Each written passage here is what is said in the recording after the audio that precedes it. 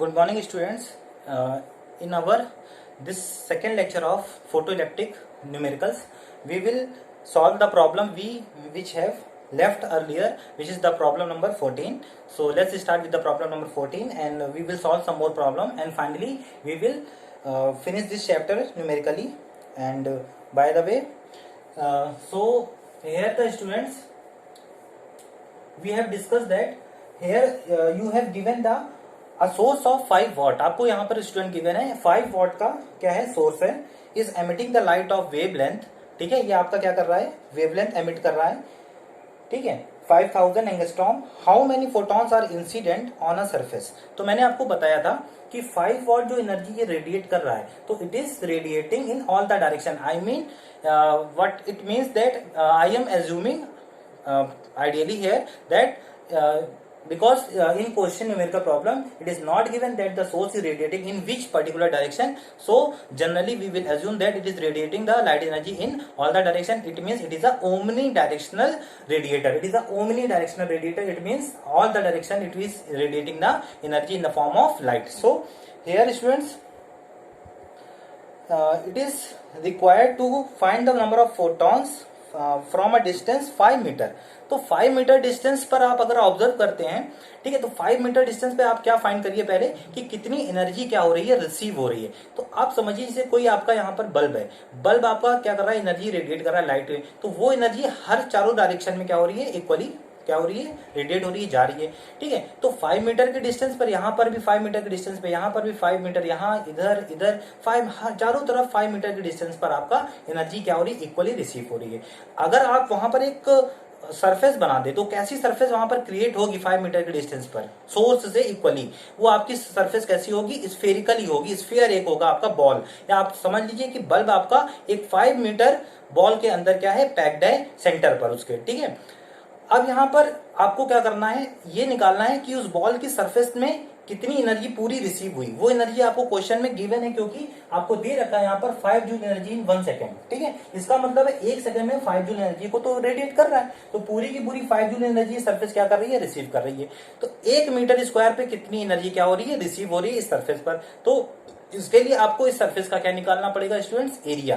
तो आपको पता है स्फीयर का एरिया क्या होता है, 4 पाई आर स्क्वायर. ठीक है, तो दिस इज द एरिया. तो एरिया आपका आ जाएगा, आर की वैल्यू यहां पे हो जाएगी 5 का स्क्वायर 25 4 जा 100 pi metre square. It means 5 joule energy is receiving by this surface whose area is 100 pi metre square in 1 second. So यहां पर आपको फोटॉन्स चाहिए, तो आप देखिए लैम्डा भी आपको गिवन है, तो आप इससे यहां से क्या निकालेंगे, आप निकालेंगे यहाँ पे energy.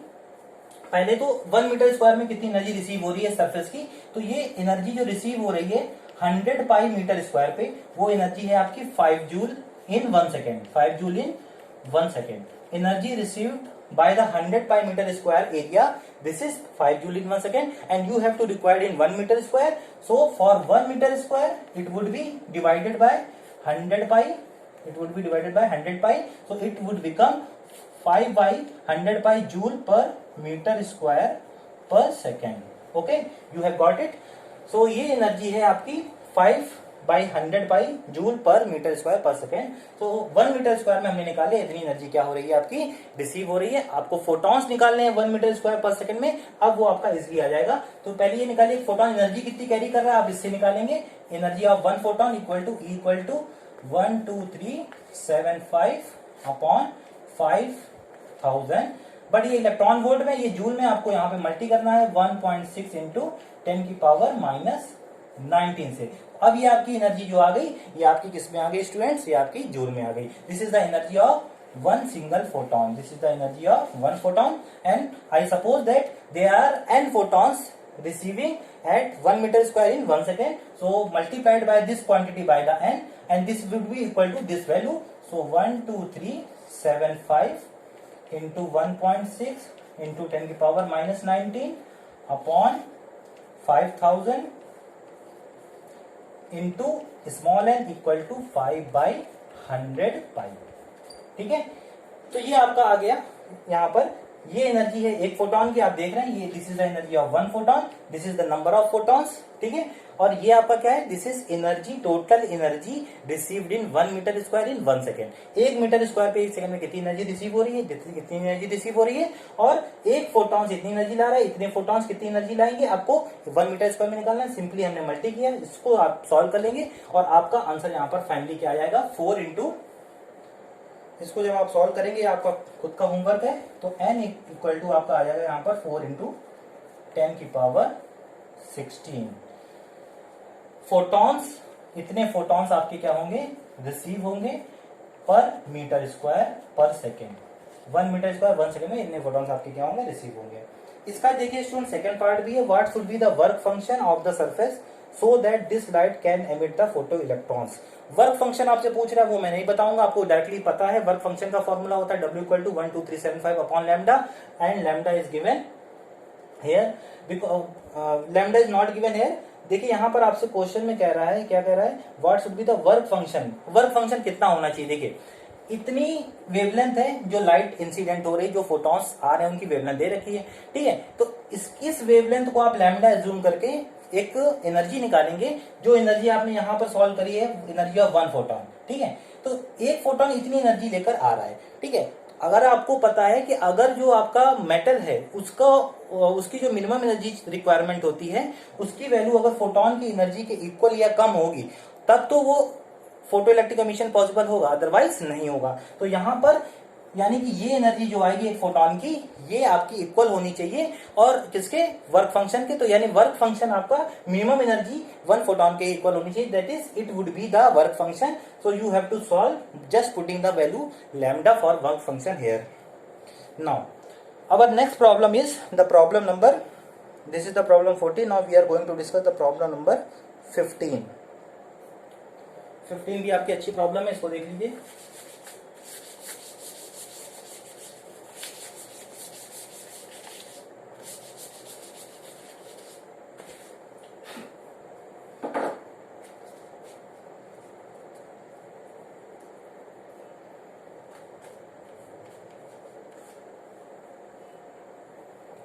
Light beam of wavelength 6000 angstrom and intensity. देखिए आपको वेवलेंथ दे रखी है लाइट की, क्या है वेवलेंथ यहाँ पे लाइट की 6000 एंगस्ट्रॉम, ठीक है।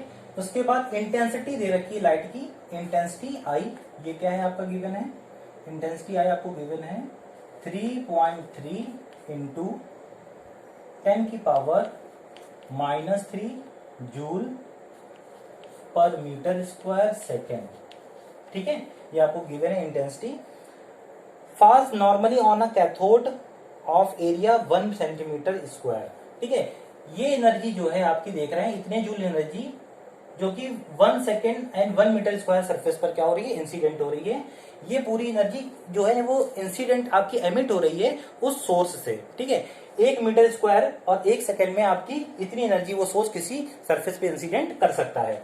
अब यहां पर जिस सरफेस पे इंसिडेंट हो रही उसका एरिया है 1 सेंटीमीटर स्क्वायर, तो एरिया उसका है 1 सेंटीमीटर स्क्वायर। अब यहाँ पे देखिए आपकी जो यूनिट है वो डिफरेंट है, सेंटीमीटर स्क्वायर या मीटर स्क्वायर है, तो आपको यहाँ पर यूनिट को क्या करना पड़ेगा, पहले तो आप सेम बना लीजिए। चलिए इंटेंसिटी की यूनिट सेम बनाते हैं, 3.3 10 की पावर -3 जूल। मीटर स्क्वायर को हम ऑलरेडी कन्वर्ट कर चुके, 10 की पावर 4 सेंटीमीटर स्क्वायर। ये वैल्यू ऊपर जाएगी तो 10 की पावर -4 हो जाएगा, ये आपका यहाँ पे 4 था, ऊपर आएगा -4 हो जाएगा, अपॉन में हो जाएगा आपका सेंटीमीटर स्क्वायर सेकेंड, ठीक है। तो ये वैल्यू आपकी आ जाएगी 3.3 10 की पावर -7 जूल पर सेंटीमीटर स्क्वायर सेकेंड। ये वैल्यू आपकी यहाँ पर आ गई सेंटीमीटर स्क्वायर में। चलिए अब देखिए यहाँ पर क्या कह रहा है, वर्क फंक्शन आपको क्वेश्चन नंबर 15 है, वर्क फंक्शन गिवन है, calculate the number of electrons emitted per second assuming that there is no loss of energy in reflection. देखिए यहाँ पर कह रहा है, तो पहली चीज इंपॉर्टेंट है, लाइट जो भी इंसिडेंट हो रही है वो नॉर्मली इंसिडेंट हो रही है। स्टूडेंट क्या इंसिडेंट हो रही है, नॉर्मली। इट मींस यहाँ पर हम लोगों को ऑलरेडी गिवन है और हमें एज्यूम नहीं करना है कि लाइट ऑल द डायरेक्शन में क्या हो रही है, एमिट हो रही है। It means it is not the omni directional radiator, ठीक है, ये पर्टिकुलर डायरेक्शन में रेडिएट कर रहा है। सो यहाँ पर आपको क्या करना है, यहाँ पर आपको सिंपली करना है, इस प्रॉब्लम में आई आपको गिवन है, ठीक है, आपको कैलकुलेट नंबर ऑफ इलेक्ट्रॉन्स, हाँ एक चीज और यहाँ पर देखिए, आपको निकालना है कितने इलेक्ट्रॉन्स एमिट हो रहे हैं। देखिए यहाँ पर आप चेक करिए, एक फोटोन की आपको एनर्जी, एक फोटोन के लिए आपको वेवलेंथ गिवन है क्वेश्चन में, हाँ गिवन है। एक फोटोन के पहले आप एनर्जी निकाल लीजिए, energy of one photon lambda given है, तो इससे आपका E इक्वल टू आएगा 12375 अपॉन 6000, ये आपका इलेक्ट्रॉन वोल्ट में आएगा, हमें जूल में चाहिए, तो इंटू 1.6 10 की power minus 19 joule. This is the energy of one photon, तो P लिख रहा हूं मैं, EP energy of one photon, और ये है लाइट की एनर्जी जो कि क्या हो रही है, इतने जूल एनर्जी वो रेडिएट कर रहा है। ठीक है, अब आपको यहां पर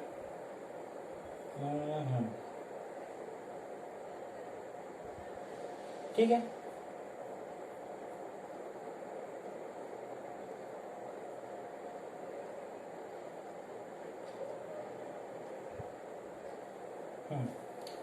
एक फोटोन स्टूडेंट्स इतनी एनर्जी कैरी कर रहा है।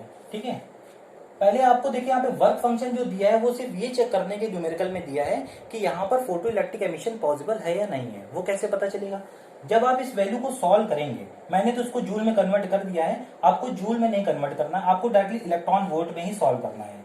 चलिए मैं इस वैल्यू को पहले सॉल्व कर लेता हूँ, ये वैल्यू आप देख रहे हैं। ठीक है, इसको मैं सॉल्व कर लेता हूँ अलग से। 6 2 जा 12 हो गया ये आपका, 6 2 जा 12, फिर 0 आप लगाएंगे, 0 लगाएंगे, 6 6 जा 36 आ गया आपका 15 यानी 6 3 जा 12। ठीक है, और 3 0 है तो 1 2 3 यानी 2.06 इलेक्ट्रॉन वोल्ट। ये आपकी इलेक्ट्रॉन वोल्ट में इतनी वैल्यू आएगी 2.06, और आपको जो वर्क फंक्शन है, वर्क फंक्शन आपको 2.0 है, और अगर आप इसको अप्रोक्सीमेट करेंगे तो ये आपका लगभग उतना ही है 2.0 के पास। It means photons is carrying energy approximately equal to work function। तो यहां पर आपका फोटो इलेक्ट्रिक एमिशन पॉसिबल है, बिल्कुल पॉसिबल है। इसके बाद अब पॉसिबल है तो इसका मतलब है इलेक्ट्रॉन कितने बाहर यहां पर आएंगे, इलेक्ट्रॉन आने की बात करते हैं। यहां पर ऐसा कुछ गिवन नहीं है कि कितने इलेक्ट्रॉन्स एनर्जी रिसीव करके नहीं आ पाएंगे, कुछ लॉसेस की बात नहीं कर रहा है। इट मीन जितने फोटॉन्स इंसिडेंट होंगे वो सारे के सारे फोटॉन्स, सारे जिस भी इलेक्ट्रॉन से इंटरेक्ट करेंगे वो सभी इलेक्ट्रॉन्स को क्या कर लेंगे, बाहर निकालेंगे, because photon is carrying the sufficient energy to emit the electron from the metallic surface. So यहाँ पे हमको डायरेक्टली ये कंसेप्ट, ये अप्रोक्सीमेशन लेना है, because we have not given any information about this. So simply हम लोग अब क्या करेंगे, तो ये तो मैं चेक कर लिया, इसको हटाइए, हमें जूल में चाहिए था। चलिए अब total energy carried by the photon क्या हो जाएगा, energy of one photon into number of photon n। ठीक है, EP इंटू n, जैसा कि हम लोगों ने सारी प्रॉब्लम्स में किया है। ये energy carried by the all the energy carried by the photons. ठीक है, और टोटल एनर्जी जो है वो आपकी इतनी है। अब कितने सेंटीमीटर स्क्वायर में चाहिए, 1, तो 1 सेंटीमीटर स्क्वायर में कितनी एनर्जी रिसीव होगी, तो 1 का जब आप इसमें वैल्यू में मल्टीप्लाई करेंगे तो कोई इफेक्ट नहीं होगा, यानी जो कैथोड है वो 3.3 इंटू 10⁻⁷ जूल एनर्जी रिसीव करेगा इन 1 सेकेंड में। कितने सेकेंड में, 1 सेकेंड में। चलिए, तो हमें फोटोन चाहिए, तो 3.3 इंटू 10⁻⁷ जूल इन 1 सेकेंड, जूल पर सेकेंड। ठीक है, तो जो आपका कैथोड है वो अपना 1 मीटर स्क्वायर एरिया में इतनी जूल एनर्जी रिसीव करेगा 1 सेकेंड में, और ये एनर्जी किसके फॉर्म में होगी, फोटोन के। फोटोन कितनी एनर्जी कैरी कर रहा है, एक फोटोन इतनी एनर्जी कर रहा है, नंबर ऑफ फोटॉन्स n हमने एज्यूम कर रखे जो इंसिडेंट हो रहे हैं, यानी ये वैल्यू भी वही चीज आपको डिनोट करे, यानी energy by the photon carrying total energy. अब यहाँ से आप इसको सिंपली सॉल्व कर लेंगे, यहाँ से n की वैल्यू आपकी आ जाएगी, EP की वैल्यू आप ये पूरी रखेंगे, पूरी यहाँ पे पुट करेंगे, जूल में पुट करेंगे। ठीक है, आपको ये पूरी वैल्यू यहाँ पे पुट करनी है इस जगह पर EP की, और यहाँ से आप सॉल्व करके n की वैल्यू आप निकालेंगे, तो ये वैल्यू आपकी आ जाएगी अप्रोक्सीमेटली। आप जब सॉल्व करेंगे इसको तो 10⁻12 वैल्यू आएगी। ठीक है, आप देखिए इसको सॉल्व करेंगे, मैंने सॉल्व किया था, तो 110 अपॉन 1112 इंटू 10 की पावर ये आपका 12, तो ये आपकी ऐसे कुछ वैल्यू आएगी। अब आप इसको पॉइंट में एग्जैक्टली मत सॉल्व करिएगा, अप्रोक्सीमेट कर लेंगे तो आपका आंसर यही आएगा। ये और ये आपका 1110 है, ये आपका 1112, बहुत ज्यादा डिफरेंस नहीं है, 1 टाइम्स आप इसको कट कर सकते हैं। ठीक है, वैसे भी आप कट करेंगे तो 0.9 टाइम्स जाएगा, इसको आप अप्रोक्सीमेट करेंगे तो 1 ही आ जाएगा, तो ये आपका आंसर आएगा 10⁻12, बट एग्जैक्टली नहीं आएगा, तो आप कंफ्यूज मत होइएगा इसमें। ठीक है, चलिए, so this is your problem number 15।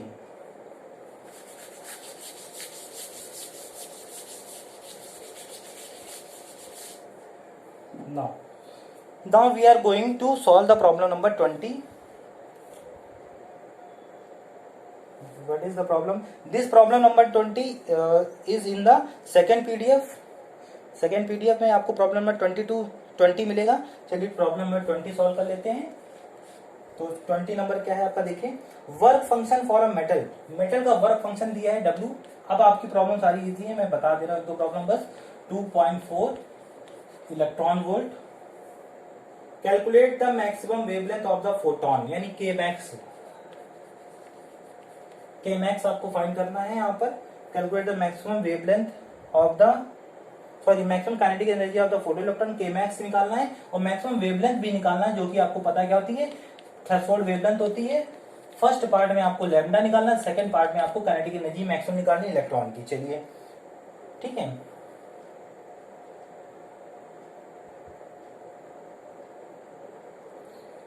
उसके बाद सेकंड पार्ट के लिए आपको फोटोन की एनर्जी भी दे रखी ईपी।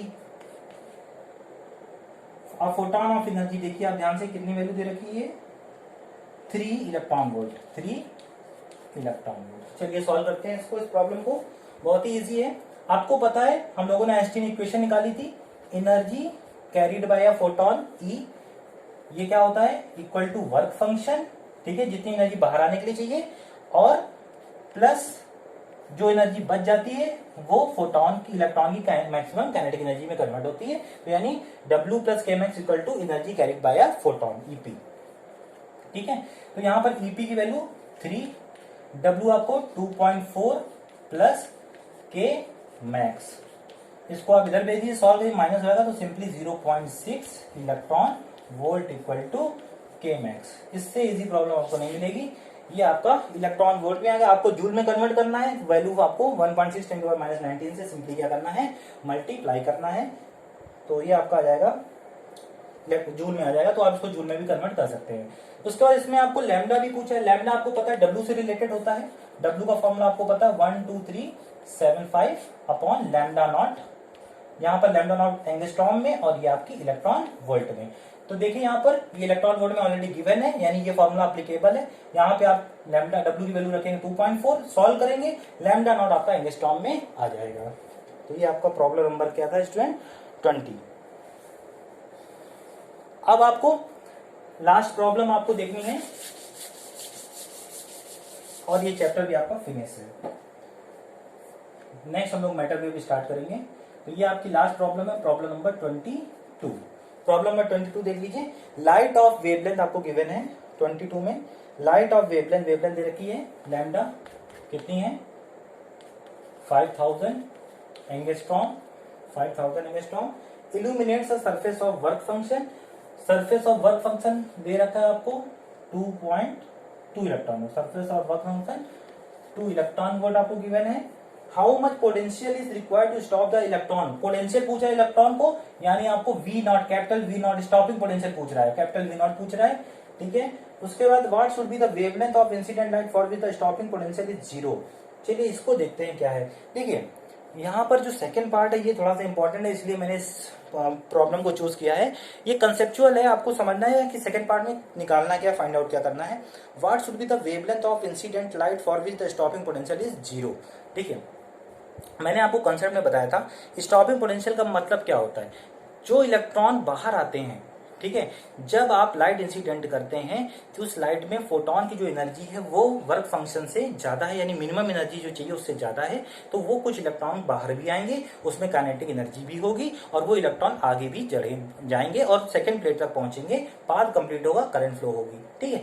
लेकिन अगर जो फोटोन एनर्जी लेकर आ रहे हैं वो एनर्जी जो है मिनिमम एनर्जी के इक्वल है, तो जो फोटोन एमिट भी होंगे उनके पास कोई भी काइनेटिक एनर्जी नहीं होगी और उनको हमें स्टॉप करने की जरूरत ही नहीं होगी, वो वहां तक पहुंच ही नहीं पाएंगे और उस केस में हमारा स्टॉपिंग पोटेंशियल क्या होगा, 0। यानी सिंपली हमें सर्किट को क्या करता है, शॉर्ट करना है, अप्लाई करें या ना करें, हमारा जो क्या कहते हैं वोल्टेज होगा उसकी कोई रिक्वायरमेंट नहीं होगी उनको स्टॉप करने के लिए। It means you have to here indirectly find out the cut off wavelength. यहाँ पे आपको threshold wavelength, cut off wavelength find out करनी है सेकंड पार्ट में, तो उसको हम लोग नोट कर देते हैं लैम्डा नॉट। अब तो आप सॉल्व कर ही लेंगे।